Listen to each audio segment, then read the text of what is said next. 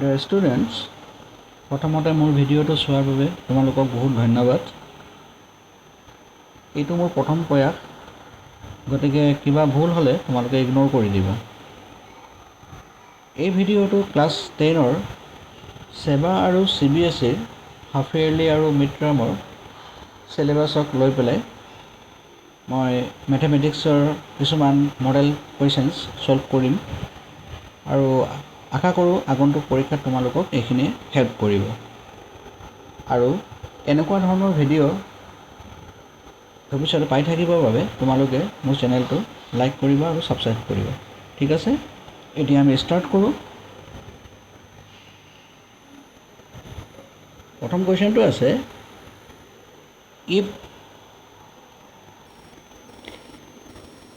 if two positive integers m and n can be expressed as m equal to x square y to the power 5 and n equal to x cube y square, where x and y are prime numbers, then HCF m comma n equal to কি হ'ব? ঠিক আছে, এতিয়া কুৱেশ্যনটোৰ এনচাৰটো আমি এনেকৈ ধৰণে কৰিব লাগিব।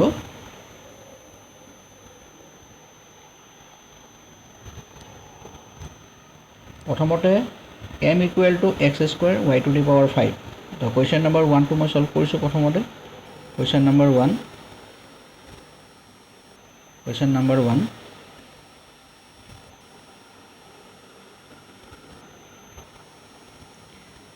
m equal to x square y to the power 5 আৰু n equal to কি আছে x cube y square, তো ইয়াত লিখিব লাগিব x cube y square। ঠিক আছে, এতিয়া আমি এমৰ x square y to the power 5 যিটো আছে তাক আমি এনেধৰণে লিখিব পাৰোঁ, m equal to x into x into যিহেতু ইয়াত x square তাৰমানে দুটা x মাল্টিপ্লাই হ'ব আৰু y to the power 5ত তুমি y 5টা মাল্টিপ্লাই কৰিবা।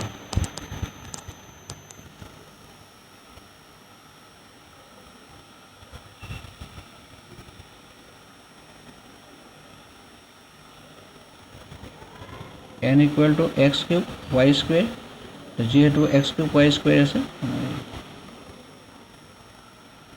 x into x into x into y into y। এতিয়া আমি চাম ইয়াত HCFৰ বাবে HCF of m, n, তো ইয়াত অনলি কমন টাৰ্মছ কেইটাহে আমি ল'ম। তো ইয়াত x দুটা আছে, ইয়াত y দুটা আছে, ইয়াত y দুটা আছে, গতিকে HCF হ'ব x into x y into y, therefore answer is x square y square।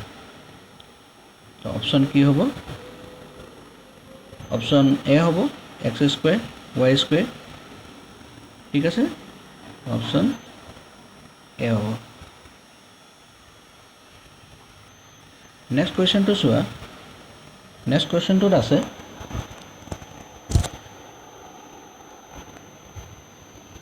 find the number of zeros of px in the graph given below। এই গ্ৰাফটোত pxৰ জিৰ'জ কিমান? তো এটা কথা জানিব লাগিব, গ্ৰাফ এডালে x এক্সিছত যিমানকেইটা পইণ্টত ইণ্টাৰচেক্ট কৰিব মানে কাটিব সিমানকেইটাই হৈ গ'ল সেই গ্ৰাফটোৰ জিৰ'জে, নাম্বাৰ অফ জিৰ'জ। এতিয়া ইয়াত দুটা পইণ্টত কাটিছে, এইটো এটা আৰু এইটো এটা, therefore ইয়াৰ নাম্বাৰ অফ জিৰ'জ হ'ব C2। তাৰমানে C2 কুৱেশ্যন নম্বৰ 2ৰ এনচাৰ হ'ব অপশ্যন C2। ঠিক আছে, নেক্সট কুৱেশ্যনটো চেক কৰোঁ। নেক্সট কুৱেশ্যনটোত আছে দুটা লিনিয়াৰ ইকুৱেশ্যন আছে, 3x plus 2y equal to 5, 2x minus 3y equal to 7। এয়া হৈ গ'ল লিনিয়াৰ ইকুৱেশ্যন, 2 ভেৰিয়েবল হয় দুটা, গতিকে ইকুৱেশ্যনটো নেক্সটত আছে, নেক্সটটো চেক কৰি ল'ম। এই দুটা লাইনে ইণ্টাৰচেক্ট এটা পইণ্টত কৰিছে, ছিংগল পইণ্ট, তো ছিংগল পইণ্টত যদি ইণ্টাৰচেক্ট কৰে তেনে লাইন দুডালে তেতিয়াহ'লে সি কনচিষ্টেণ্ট হয় তাৰমানে কুৱেশ্যন নম্বৰ 3 এনচাৰ এ কনচিষ্টেণ্ট হ'ব তাৰমানে কুৱেশ্যন নম্বৰ 3 এনচাৰ হ'ব C A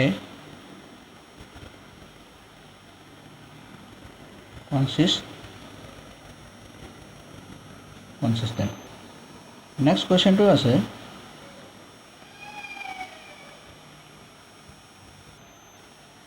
number 4 which of the following equation has two distinct roots এই চাৰিটা ইকুৱেশ্যনৰ ভিতৰত কোনটোৰ টু ডিষ্টিংক্ট ৰিয়েল ৰুটছ আছে তো আমি জানো কণ্ডিশ্যনটো হৈ গ'ল ডিষ্টিংক্ট ৰিয়েল ৰুটছৰ কাৰণে number 4 two distinct real roots answer to two distinct real roots d equal to discriminant d মানে discriminant b square minus 4ac is greater than 0 হ'ব লাগিব তো d square minus 4ac greater than 0 যদি হ'বলৈ হয় তেনেহ'লে প্ৰথম ইকুৱেশ্যনটো মই চাম প্ৰথম ইকুৱেশ্যনটো কি আছে প্ৰথম ইকুৱেশ্যনটো আছে আমাৰ আমি এটা ইকুৱেশ্যন চেক কৰিব লাগিব যিটো দি কণ্ডিশ্যনটো সলভ হ'ব সেইটোৱে হ'ব আমাৰ কাৰণে ইকুৱেশ্যনটো x square plus x minus 5 x square plus x minus 5 ঠিক আছে ইকুৱেশ্যনটো লিখি লওঁ আগে x square plus x minus 5 এতিয়া x square plus x minus 5 হ'ল আমি যদি ইকুৱেশ্যনটো কম্পেয়াৰ কৰোঁ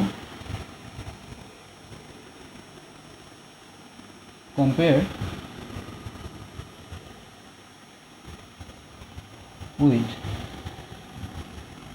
ax square plus bx plus c তেনেহ'লে a equal to পাবা 1 b equal to পাবা 1 and c equal to পাবা minus 5 ঠিক আছে এতিয়া আমি b square minus 4ac এটি ভেলুখিনি পুট কৰি দিম তাৰ মানে ডিসক্ৰিমিনেন্ট equal to b square minus 4ac equal to b ৰ ভ্যালু 1 square 4 1 into minus 5 এতিয়া 1 স্কয়াৰৰ কাৰণে 1 আহিব আৰু 4 5 যা 20 minus 20 আহিব minus minus প্লাস হ'ব গতিকে ইয়াত এইটো আহিব তাৰ মানে 21 হ'ব आंसर তো 21 তাৰ মানে 21 is greater than 0 therefore আমাৰ যোনটো কন্ডিশন আছে এই ইকুৱেশ্যনটোৱে সলভ কৰিব স্যাটিসফাই কৰিব ঠিক আছে যদি এই ইকুৱেশ্যনটোৱে এইটো বস্তু স্যাটিসফাই কৰি আছে তেতিয়াহ'লে আমি কি পাম ডিষ্টিংক্ট ৰিয়েল ৰুটছ তাৰ মানে অপশ্যন এ টোৱে হৈ গ'ল ইয়াৰ answer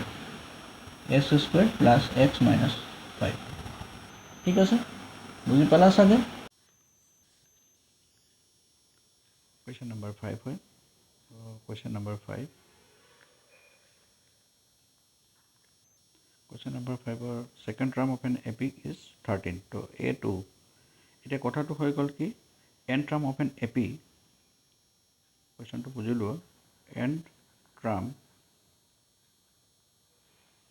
of an AP equal to an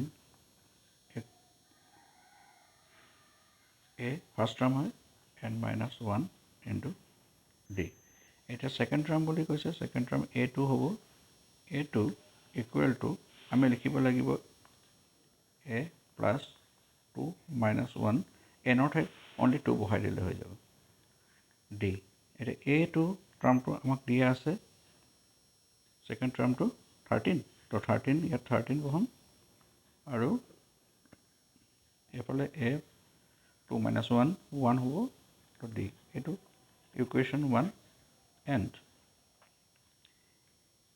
ঠিক তেনেদৰে a fifth term to a plus 5 minus 1 into d therefore a5 25 দিয়া আছে fifth term to 25 লিখিম আৰু a plus 4d এতিয়া এটো সেকেন্ড ইকুৱেশ্যন ঠিক আছে সৰি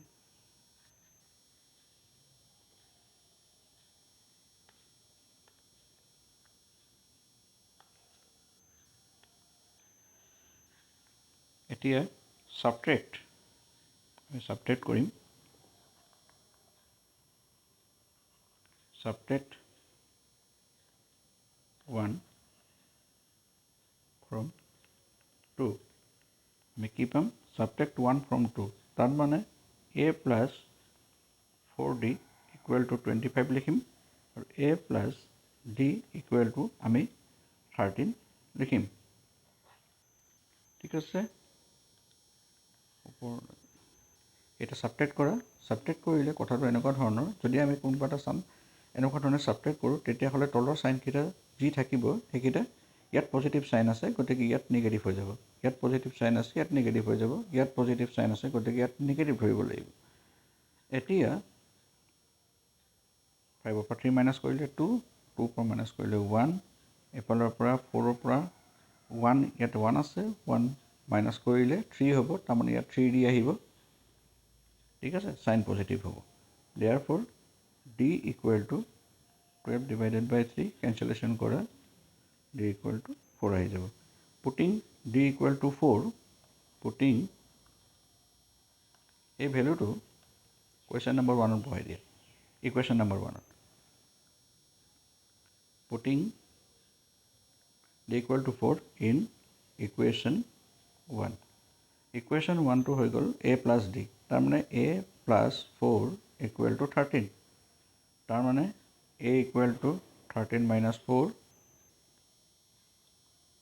therefore a equal to 9 এতিয়া আমাক a 7th টাৰ্মটো ওলাব দিছে 7th তো ইয়াত 7th লিখিম আৰু a plus 7 minus 1 into d লিখিম a value 9 7 minus 1 6 d value 4 9 plus 24 equal to 33 এটা অপশনটো 33 আছে না এবাৰ চেক কৰি লোৱাচোন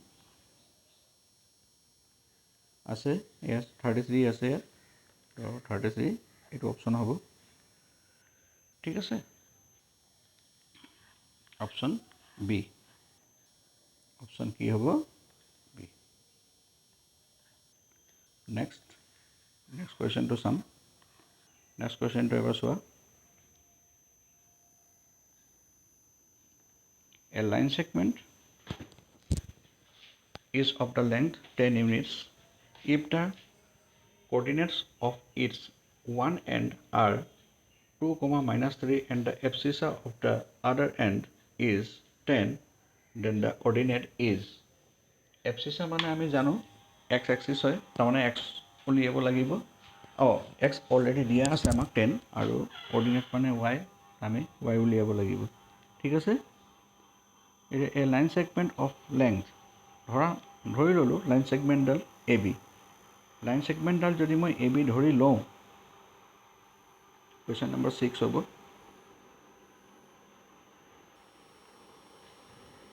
এটা 6 হ'ব let the line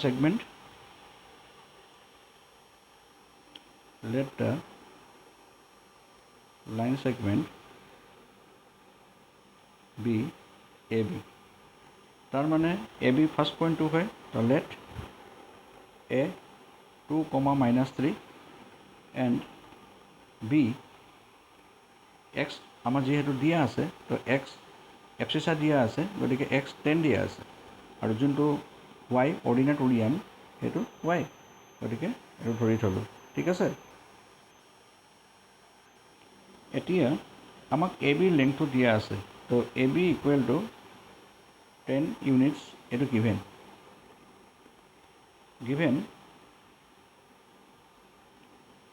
AB equal to 10 units এতিয়া আমি ডিসটেন্স ফৰ্মুলা ইউজ কৰিম যেহেতু আমি জানো ডিসটেন্স ফৰ্মুলা মতে কি হয় AB equal to using distance formula AB equal to √x2 minus x1 whole square plus formula খিনি মুখস্থ কৰি লবা কিন্তু দেই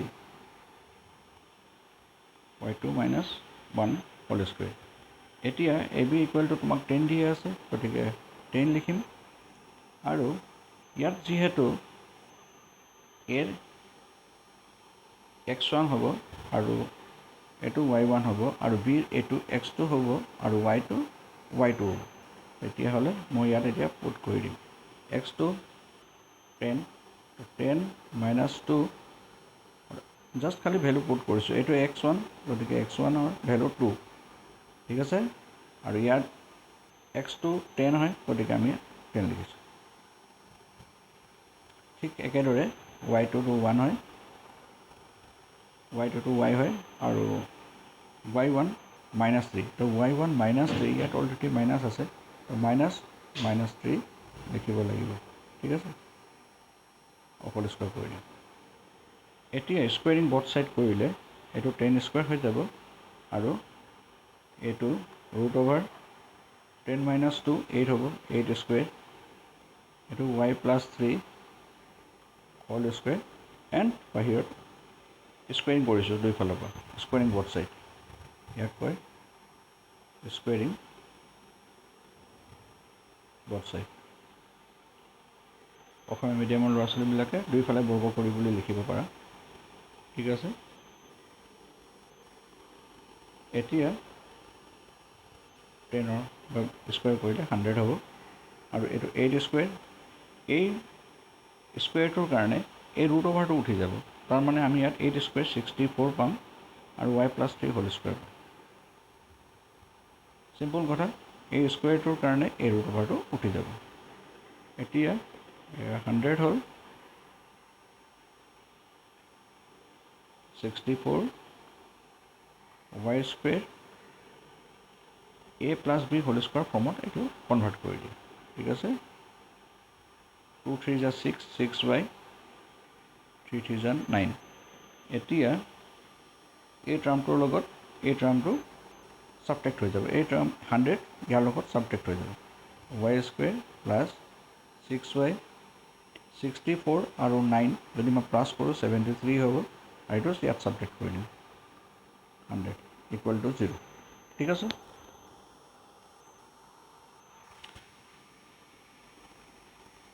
এতিয়া এই y স্কুৱেৰ লিখিলোঁ, 6y থাকিব, সেইটো ছাবট্ৰেক্ট কৰি দিয়া, মাইনাছ আহিব কাৰণ কেলৈ 100ৰ আগত মাইনাছ চাইন আছে, 27 আহি যাব ইকুৱেল টু 0। এতিয়া মই ফেক্টৰাইজ কৰিম, ফেক্টৰাইজ কৰিব নিশ্চয় জানা, ঠিক আছে, বুজাই দিছোঁ বাৰু। এই 27ৰ লগত y স্কুৱেৰ মাল্টিপ্লাই হ'ব, তো 27y স্কুৱেৰ হ'ব। আমাক এতিয়া এনেকুৱা মিড টাৰ্ম লাগিব এণ্ড মাজত এটা এনেকুৱা টাৰ্ম লাগিব যোনটো প্লাছ বা মাইনাছ কৰিলে কি হ'ব 6, আৰু প্লাছ বা মাইনাছ, প্লাছো কৰিব পাৰিব পাৰা, মাইনাছো কৰিব পাৰিব পাৰা, কিন্তু মাল্টিপ্লাই কৰিলে -27y স্কুৱেৰ আহিব লাগিব। তো এইটো হৈ যাব। মই পিছত যদি তোমালোকক ফেক্টৰাইজৰ বিষয়ে ভালকৈ জানিব লাগে তো মোক কমেণ্ট দিবা, মই ফেক্টৰাইজ বুজাই দিম ভালকৈ। এতিয়া ইয়াত প্লাছ চাইন আছে, গতিকে মই ইয়াত প্লাছ 9y লিখিম আৰু 3y লিখিম। এতিয়া কথাটো চোৱা, 9ৰ পৰা 3 মাইনাছ কৰিলে 6 হ'ব, কিন্তু 9 আৰু 3 মাল্টিপ্লাই কৰিলে -27y স্কুৱেৰ আহি যাব, ঠিক আছে। আৰু -27 ইকুৱেল টু 0। এতিয়া ৱাইটো মই কমন ল'ম, y যদি ইয়াৰ পৰা কমন লওঁ এই দুইটাৰ পৰা, তেতিয়াহ'লে মই ইয়াত y পাম, ইয়াত 9 পাম, ইয়াত -3y plus 9 equal to 0। Okay, এতিয়া y প্লাছ 9 দুইটা টাৰ্মতে দুইটাতে আছে, গতিকে y প্লাছ 9 তুমি কমন ল'ব পাৰা। y প্লাছ 9 কমন ল'লোঁ, তেনেহ'লে ইয়াত থাকিব y, সেইটো y লিখিলোঁ, আৰু ইয়াত থাকিব -3, গতিকে -3। এইটোৱে ফেক্টৰাইজ। এতিয়া এইটো 0 আহিল।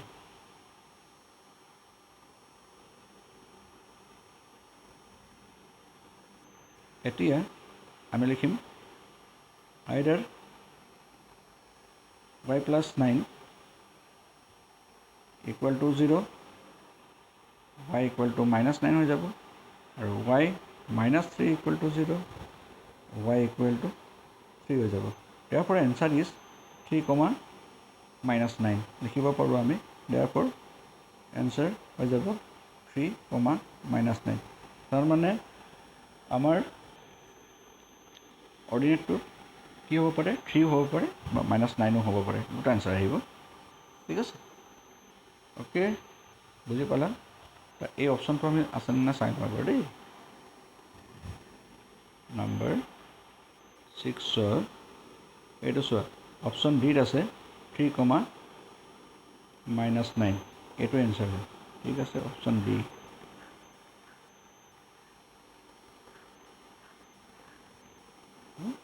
অপশ্যন ডি বুলি লিখি দিছোঁ ঠিক আছে নেক্সট কি আছে চাই লওঁ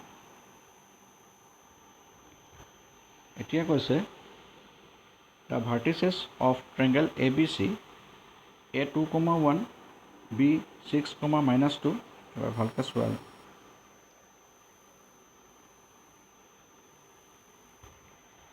The vertices of a triangle ABC are A2,1 B6, -2 C8, 9 if AD is angle bisector of angle BAC where D meets on BC then the coordinates of D are ABC এটা triangle এই triangleটোত AD angle এক bisect কৰিছে আৰু ই BC D বিন্দুত বা D পইণ্টত মিলিছে গতিকে আমি ডায়াগ্ৰামটো আঁকি লওঁ প্ৰথমতে তাৰপিছত এইখিনি কথা বুজিম কি কৰিব লাগিবতো ডি কোঅৰ্ডিনেট ওলাব কৈছে তো নাম্বাৰ 7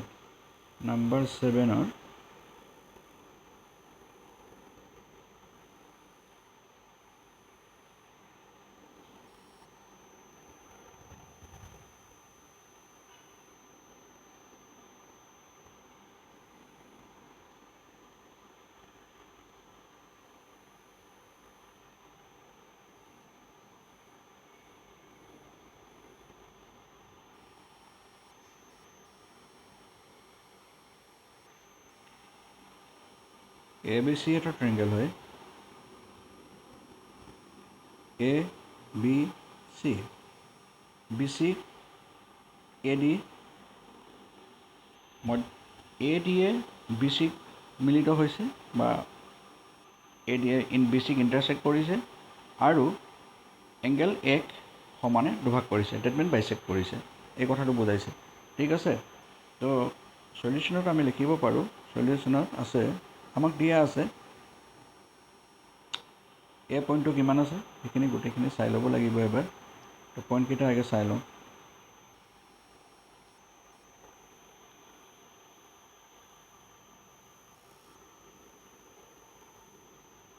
A2,1 B6, -2 আৰু 8, 9 A2,1 B6, -2 8, 9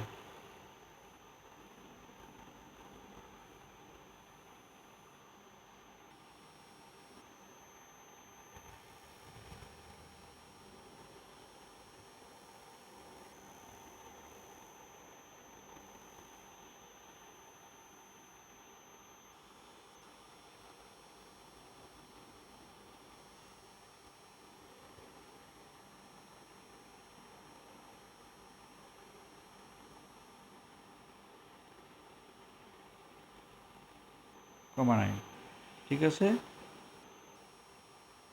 আৰু AD বাইচেক্টছ এংগেল BAC তাৰমানে ইয়াক বাইচেক্ট কৰিছে AD বাইচেক্টছ এংগেল BAC অ'কে এতিয়া কথা এটা আছে কি আমি এংগেল বাইচেক্টৰ ফৰ্মুলাটো জানিব লাগিব এই চামটো কৰোঁতে ঠিক আছে এংগেল বাইচেক্টৰ ফৰ্মুলা নাজানিলে এই চামটো কৰিব নোৱাৰিবা এংগেল বাইচেক্টৰ ফৰ্মুলা হৈ গ'ল এইটো মনত থৈ ল'বা এংগেল বাইচেক্টৰ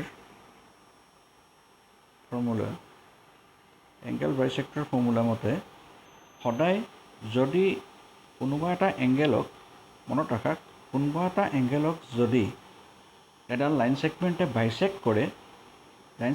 বাইচেক্ট কৰে মিনছ সমানে দুভাগ কৰে তেনেহ'লে AB দুইটা ছাইড এই দুটা ছাইড সমান ৰেচিঅ' হ'ব আৰু এই দুটা ছাইডৰ ৰেচিঅ'ৰ লগত সমান হ'ব তাৰ মানে এনেকুৱা ধৰণৰ হ'ব AB by AC equal to BD by DC মনত থাকিব এ বি বাই এইটো আৰু এইটো আৰু এইটো A B by A C equal to B D by D C. এতিয়া কথাটো হৈ গ'ল ইয়াত ডিষ্টেঞ্চ ফৰ্মুলা ইউজ কৰি পেলাই এ বি আৰু এ চি প্ৰথমতে ফাইণ্ড কৰি ল'ব লাগিব। ঠিক আছে, তো এ বিৰ ডিষ্টেঞ্চ ফৰ্মুলা মতে এ বি ইকুৱেল টু হৈ যাব ডিষ্টেঞ্চ ফৰ্মুলা ইউজ কৰা। ডিষ্টেঞ্চ ফৰ্মুলা হ'লে এ বি 6 - 2 হ'ব, x2 - x1 তাৰমানে, প্লাছ এইফালে -2 আছে, এইফালে 1 আছে, তাৰমানে মই এনেকৈ কৰিব পাৰোঁ -2 - 1 হোল স্কুৱেৰ। এতিয়া কিমান হ'ব 6 - 2 কোৱাচোন 6 - 4, তো 4 হৈ গ'লে 4 স্কুৱেৰ হ'ব আৰু এইটো -3 হোল স্কুৱেৰ হ'ব। এতিয়া 16 হৈ যাব, এইটো এইফালে 9 হৈ যাব, √25 হৈ যাব। √25ক যদি মই স্কুৱেৰ ৰুট কৰোঁ তেনেহ'লে মই 5 পাই যাম। ঠিক আছে, এ বি ওলাই গ'ল। এতিয়া আমাক এ চি লাগে, এ চি, কাৰণ কেলৈ তোমাক ইয়াত এ চি আছে, এ বি আছে। ঠিক আছে, এ চি ফাইণ্ড কৰিবৰ কাৰণে আমি এ আৰু চিটো ল'ম। ঠিক আছে, ইয়াত এ চি লিখিম আৰু মই √over দিম, আৰু এই A C 8 - 2, that means 8 - 2 whole square. এইটো চোৱা, ইয়াত x2 8 হয় আৰু ইয়াত x1 2 হয় বৰ্তমানে এতিয়া। তো 8 - 2, এইফালে 9 - 1, 9 - 1 এ চি। তো এতিয়া আমি পাম 8 - 2 6 স্কুৱেৰ প্লাছ 8, তেনেহ'লে কিমান হৈ যাব 8 স্কুৱেৰ ন। এতিয়া হৈ গ'ল 36 64 ইকুৱেল টু 100, √100, √over স্কুৱেৰ যদি হয় তো স্কুৱেৰ ভাঙি দিয়া, তেনেহ'লে ইয়াত 10 হৈ যাব। এ বি আৰু এ চি পাই গ'লোঁ। এতিয়া এ বি আৰু এ চি আমি জানো now A B by A C equal to B D by D C. তো B D by D C, তো আমি লিখিব পাৰোঁ A B by A C 5/10 equal to B D by D C. এইটো cancel কৰা, 5 × 1 = 5, 5 × 2 = 10, তাৰমানে half. মই লিখিব পাৰোঁ B D is to D C equal to 1:2 ratio'. Now section formula use কৰিম এতিয়া। তাৰমানে এ ডিয়ে এই ট্ৰেংগেলটো, যোনটো ট্ৰেংগেল আছিলে, এই ট্ৰেংগেলটো এনেকৈ মন কৰা, এই ট্ৰেংগেলটো এ বি চি ট্ৰেংগেলটোত এ ডিয়ে 1:2 ৰেচিঅ'ত বি চিক ভাগ কৰিছে। গতিকে আমি ছেকশ্যন ফৰ্মুলা ইউজ কৰিব লাগিব। তো ছেকশ্যন ফৰ্মুলা ইউজ কৰিবলৈ এক্স পাবলৈ হ'লে কি থাকে আমাক, এক্স যদি উলিয়াব হয় তেনেহ'লে m(x2 + n(x1)), মই ফৰ্মুলাটো প্ৰথমতে লিখি দিছোঁ, m + n, m আৰু nটো ৰেচিঅ' হয় ইয়াত, তাৰমানে m = 1 আৰু n = 2। নাও y = আকৌ ফাইণ্ড কৰিবৰ কাৰণে তুমি ইউজ কৰিবলৈ my2 + ny1 ডিভাইডেড বাই m + n। এতিয়া কথাটো হৈ গ'ল m + n 1 + 2 তাৰমানে, আৰু mx2। এতিয়া কথাটো হৈ গ'ল বি আৰু চিৰ কৰ্ডিনেট কেইটাহে ইউজ হ'ব। তো বি আৰু চিৰ কৰ্ডিনেট কেইটা কি আছে সেইটো প্ৰথমতে আমি গম পাই লওঁ। বি আৰু চিৰ কৰ্ডিনেট কেইটা হৈ গ'ল এইটো, বি আৰু চিৰ কৰ্ডিনেট কেইটা হৈ গ'ল বি 6 - 2, এইটো 8,9, 6 - 2 8,9। ঠিক আছে, 6, -2 আৰু 8,9। এতিয়া mx2 কৈ আছে, তেনেহ'লে mx2 হ'লে ইয়াত 8 আহিব, তাৰমানে 1 × 8। ঠিক আছে, mx2 আৰু nx1, nx1 n2 2 হয়, n2 হয়, আৰু x1 কি আছে 6, তাৰমানে × 6। অ'কে, আকৌ y = আমি পুট কৰিম, এইটো x হয়, এইটো y, ইয়াতো 1 + 2 হ'ব, ওপৰত হ'ব 1 × y2। কেছটো চোৱা, y2ত কি আছে ইয়াত 9 তো আমি ইয়াত 9 লিখিম প্লাছ এনৰ ক্ষেত্ৰত আমি 2 লিখিম আৰু ইনটু লিখিম আৰু মাইনাছ 2 লিখিম y 1 to -2 এতিয়া আমি সকলো উঠাই দিওঁ x ইকুৱেল টু মই লিখোঁ 8 1 * 8 আৰু 6 2 * 12 এফালে হৈ গ'ল 3 নাও y ইকুৱেল টু এফালে হৈ গ'ল 3 9 আৰু -4 9 1 * 9 2 2 * 4 x ইকুৱেল টু তোমালোকে লিখিব পাৰা ইয়াত 20/3 এণ্ড y ইকুৱেল টু লিখিব পাৰোঁ 5/3 তাৰমানে আমাৰ ডিৰ কোঅৰ্ডিনেটছ কেইটা হ'ব কোঅৰ্ডিনেটছ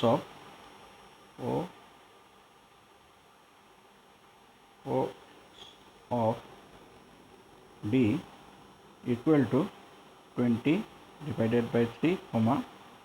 5/3 এটা আমি অপশনটো চেক কৰোঁ 20/3 and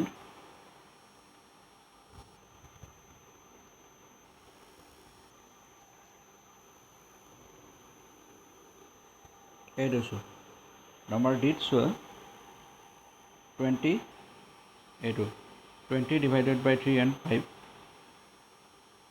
20/3 and 5/3 ঠিক আছে আৰু নেক্সট কুৱেশ্যনটোত যাম এতিয়া